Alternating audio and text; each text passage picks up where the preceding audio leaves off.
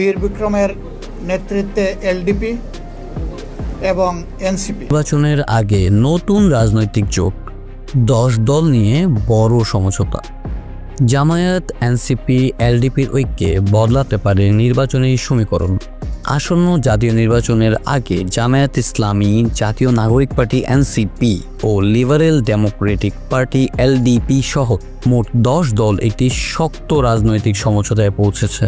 রোববার জাতীয় প্রেস ক্লাবে সংবাদ সম্মেলনে এই জোটের ঘোষণা দেন জামায়াত আমির ডক্টর শফিকুর রহমান। কেন এমন ছিল যে এরা কোনো মানুষও নয় এবং সাধারণ প্রাণীর পর্যায়ে পড়ে না, তারা বোধহয় তিনি জানান, এটি শুধু আসন ভাগাভাগির জোট নয়, বরং দুর্নীতিমুক্ত ও ন্যায়ভিত্তিক রাষ্ট্র গঠনের লক্ষ্যে একটি দীর্ঘমেয়াদী রাজনৈতিক ঐক্য।